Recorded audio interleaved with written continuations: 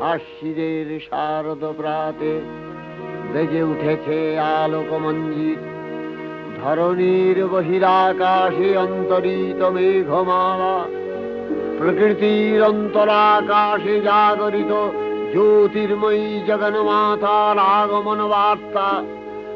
আনন্দময়ী মহামায়ার পদধ্বনি অসীম ছন্দে বেজে উঠে রূপলোক ও রসলোকে আনে নবভাব মাধুরীর সঞ্জীবন। তাই আনন্দিতা শ্যামলী মাতৃকার চিন্ময়ীকে মৃন্ময়ীতে আবাহন। আজ চিৎশক্তি রূপিণী বিশ্বজননীর শারদশ্রী বিমণ্ডিতা প্রতিমা মন্দিরে মন্দিরে ধ্যান বোধিতা।